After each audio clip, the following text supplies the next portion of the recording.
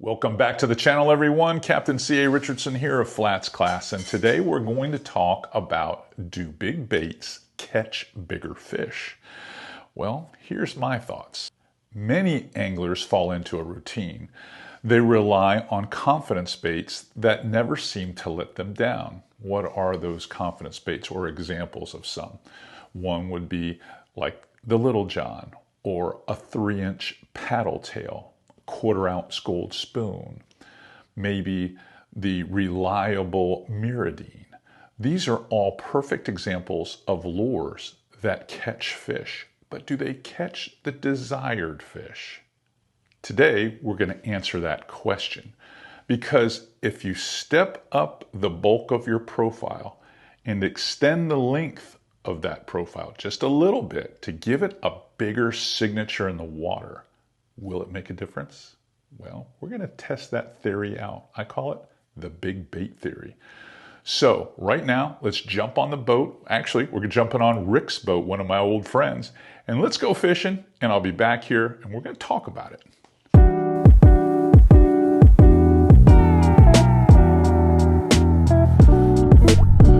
right, let's go down here to Double D World. Oh yeah, that's a good color there. Sweet Lucy. Sweet Lucy. Let's see what Sweet Lucy has to say.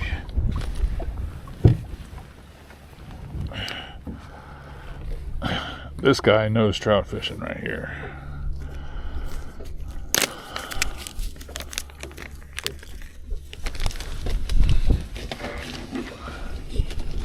Tie this on with a clinch knot. I'm going to go ahead and mash the barbs down on this one, yeah, Rick. That's a good idea. It just makes sense.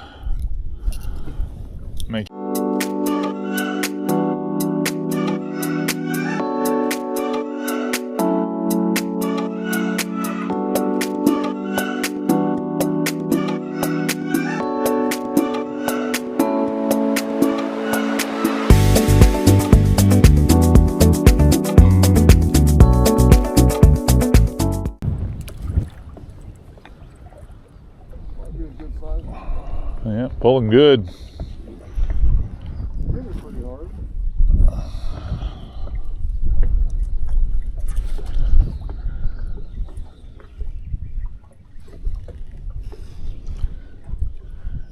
Nice and smooth.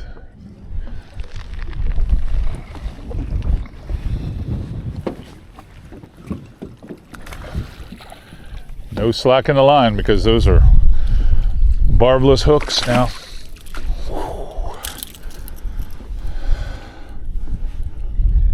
Too bad. Yeah, not bad for number what? Come right out. He's probably legal, but he's not what we're looking for.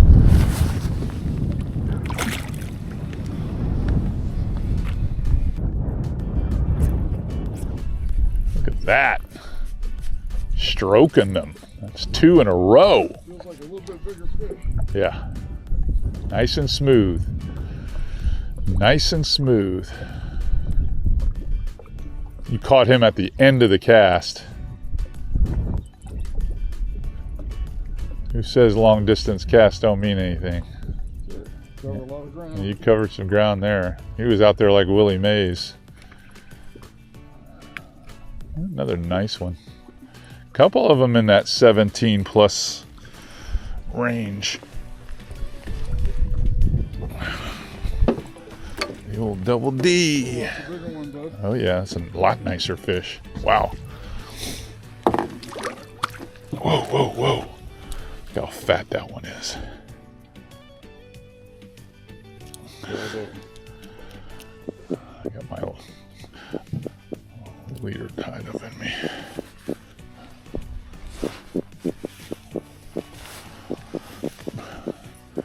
That is a good looking fish. Look at that. Yeah, that's a good fish. That's a He's chunk. got some weight to him. That is a chunk. So about 17, 18 maybe? Yeah, probably 18 and a half. Nice work. Small trout, you can see them.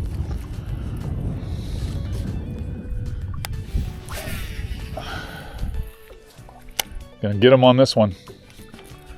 Just got a feeling.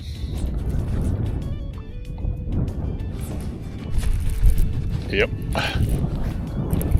Got that one.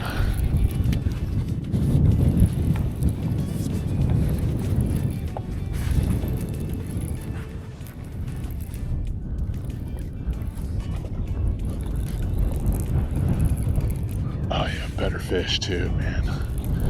Better fish. Yeah, it's a good fish there. Look how wide, that's a wide back there. I'm gonna leave him, yeah, I'm gonna leave him that far away. That way I give him a little bit of chewing gum room here. Get down there and get him. I gotta say, I do like the Waterman for the fact that you can move around easy on this boat with a side console. Yeah, it's really nice. Yeah. Really nice. Yeah. Look at that. That's another good one there. Oh yeah. Yeah.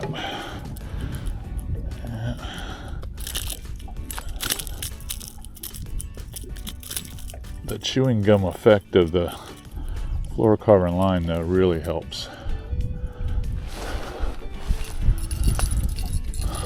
Really helps.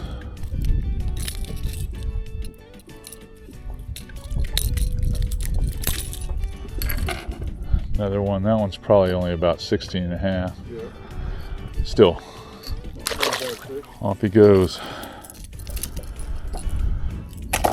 Nothing like a good old hard bait when you get in April.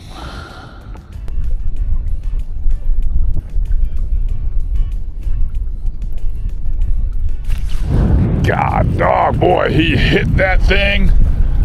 I've been waiting for a big one like that. I mean, he came in there for that. Like, it's okay. I've got a breakaway hook in it. Man, he smashed that thing. I mean, smashed it.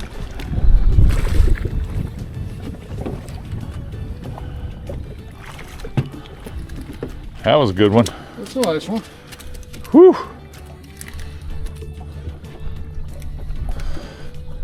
It's just one single hook. One single hook. That's the line through.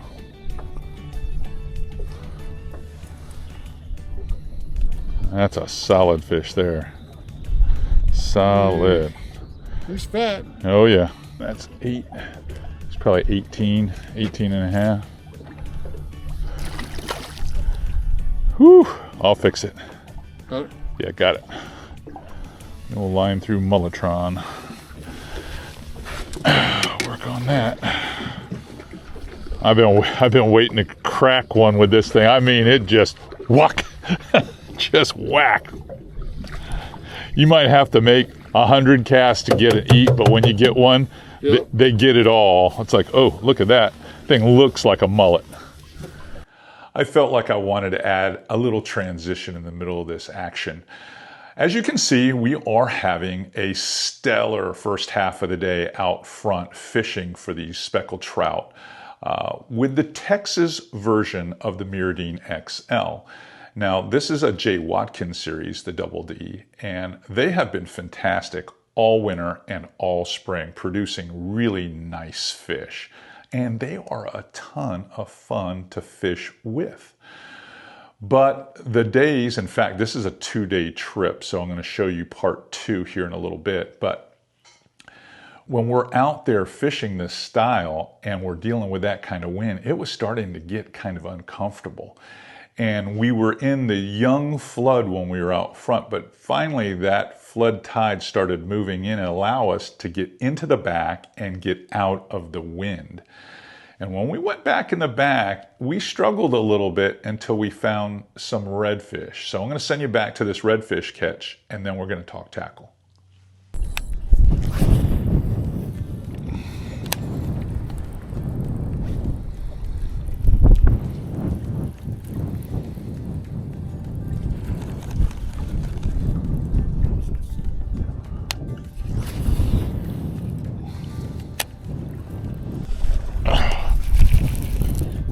at red.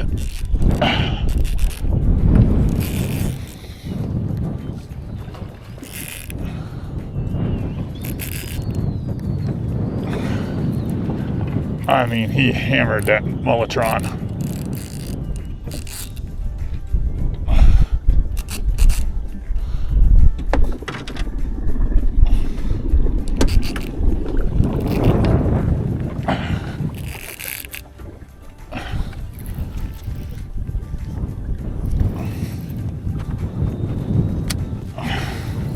He's coming. Nice. He smashed that thing. I mean, he just smashed. That Mulletron was waking on top. I saw him come up. He looked like a red October submarine. It was crazy.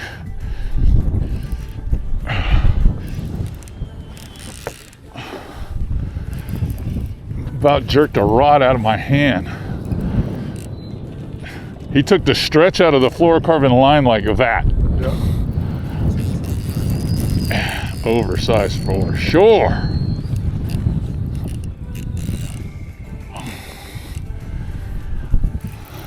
I'd made a long cast, so I was almost down to my backing. Right. He's gonna be whooped here in a second.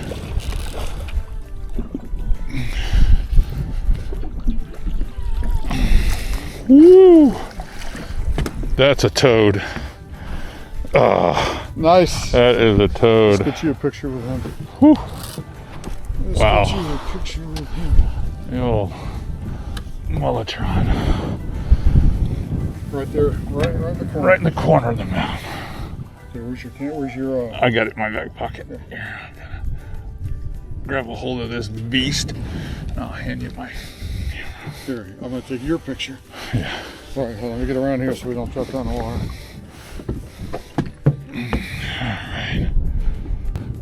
All right. Yeah. All right. Yes. Yes. There's a towel. If you want to open up that hatch, there's a towel right on top of it. That's okay. I'm gonna just get my little mullet back in action here. Back in action. All right, day one turned out pretty good. We caught some quality catches and overcame some challenging weather. But let's talk about that big bait theory.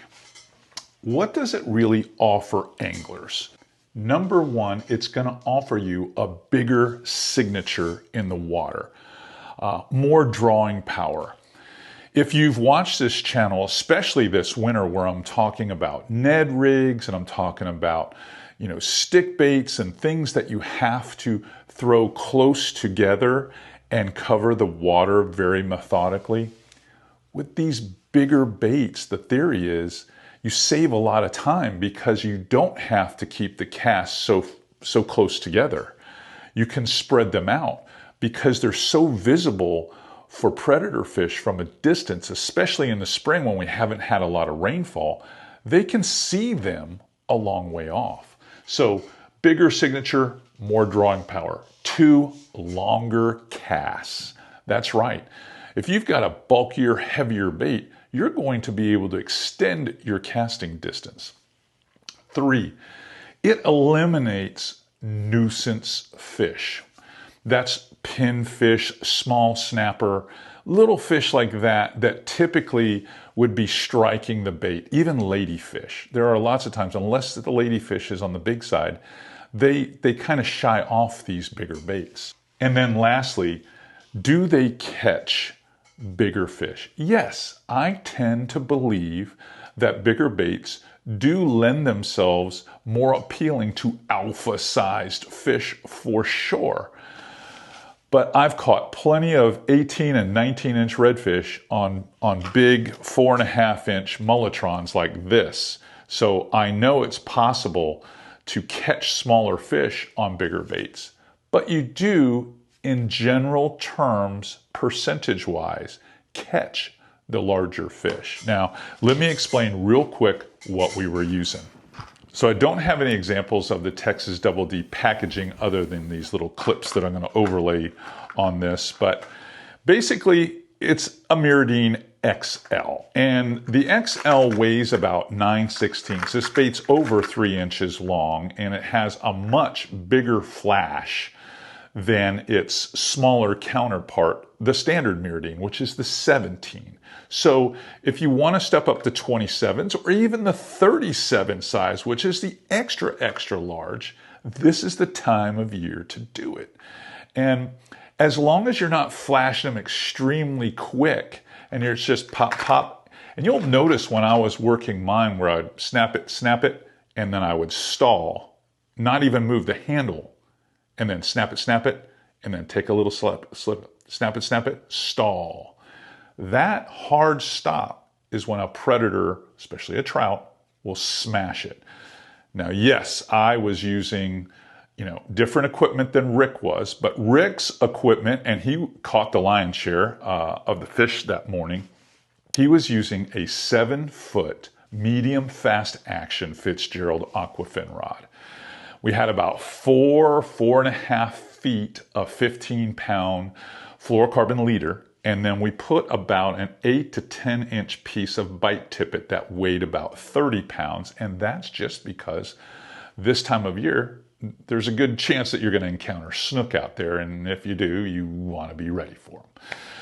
Okay, my game was I switched off this bait, and I wanted to throw the Mullitron line through. This is one of my favorite go-to alpha baits to use in the spring.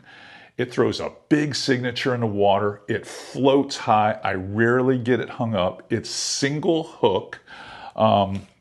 It's just one of those baits that weighs 3/4 of an ounce, so I can really let this one go. I can drive it into the wind, and you saw we had plenty of wind that day.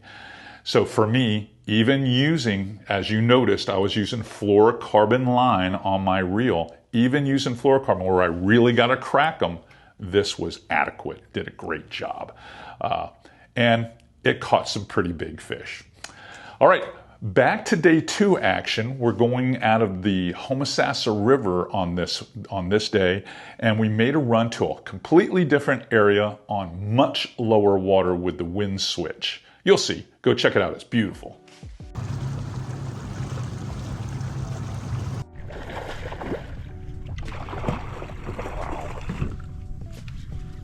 That was actually off to his left. I didn't think he'd be able to turn that fast. The goat. Come down there. I just want you to get him. Just want you to get him under control.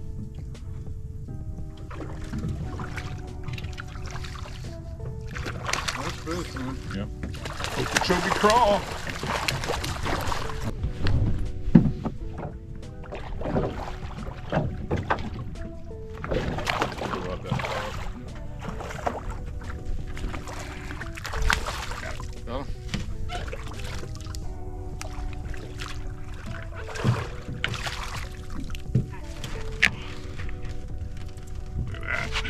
You want a picture with the bait in the mouth?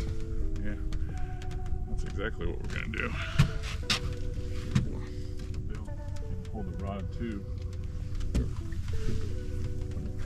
What a gorgeous shot. There you go. Go ahead and put the anchor down. Yeah, So we don't we need to be running into him. get a quick shot.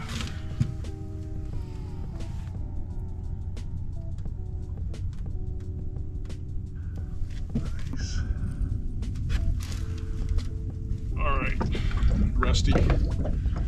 Do that a couple more times today. There he goes. Pretty cool. Very nice. Nice. All big trout.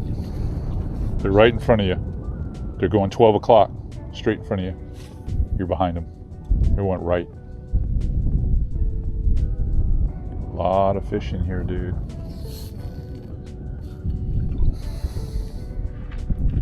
I'm gonna push up just a little bit. We're like in their way. They're all trying to get in the creeks. Throw way out there to your left. You're not gonna catch any of these that are running. Running fish are uncatchable fish right there.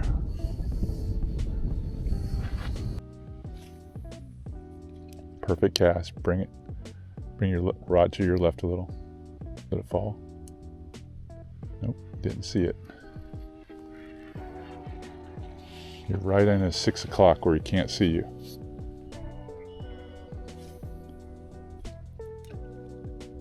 Nice and easy. Keep swimming. Nope, he didn't like it.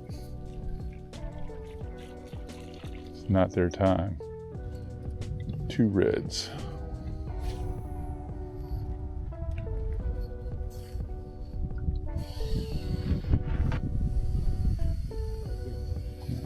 Trout. 1 red, 1 trout. Nice! It might even be a snook. Make sure that hook's in him. No, it's a red.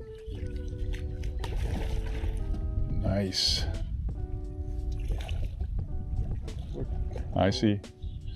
What is over here, bud? Make sure you keep that line, that tip active. Anytime you got a Texas rig, I always worry about that.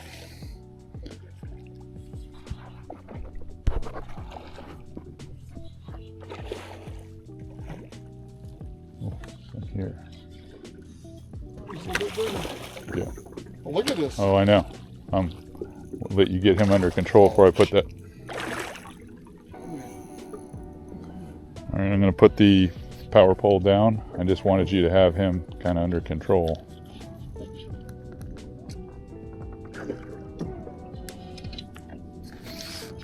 Get in front of you again.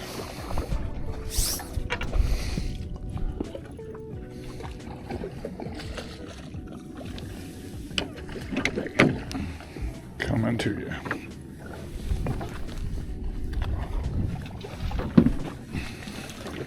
Good fish. Yeah, it is. Much better. Much better. Nope. Yep. Got the steel grip on him. Another goat fish. Another goat fish. You're going to hold this one head this way. Yep, the bail.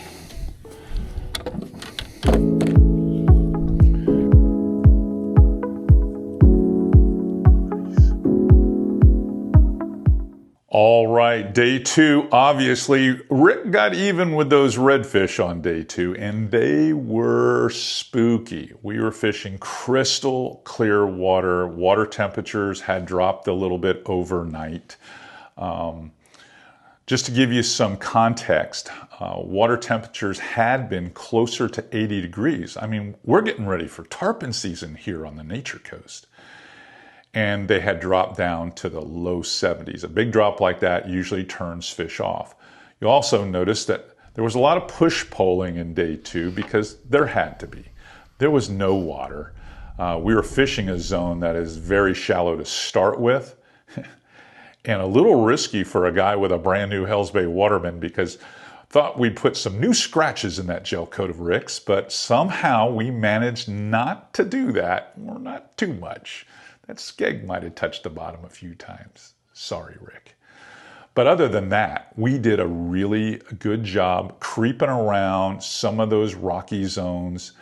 And Rick had several opportunities. He caught some smaller fish, but he caught those 2 really nice redfish. And again, we kept the profile and bulkiness of the bait size up there just so that we could catch better quality fish. In that segment, we were using both the goat and billy goat at times.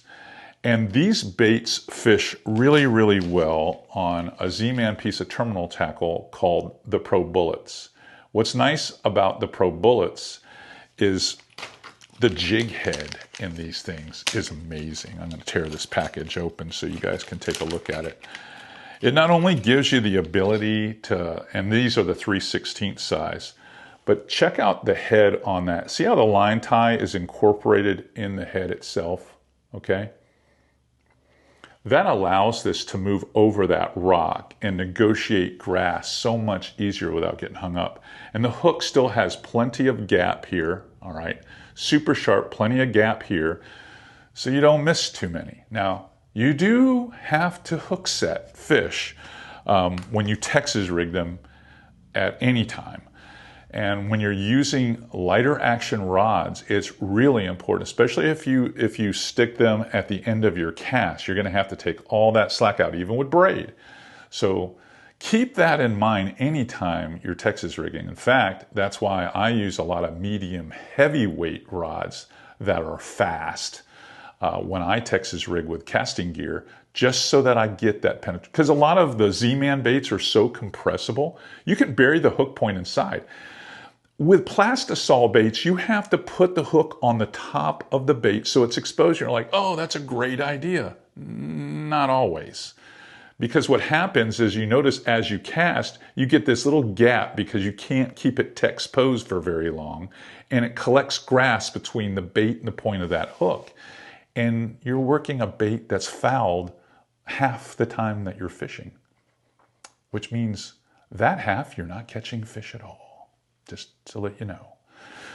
All right, if you find this type of information valuable and it's helping you when you jump in the boat or jump in the kayak or wade a flat and you're catching more fish, hopefully we've earned the thumbs up and the big smash on the subscription button. And if you want to learn more structured, I'm going to say together courses that feature this type of intel for inshore, then go over to FlatsClassUniversity.com. Over there, I guarantee I can make you a better angler.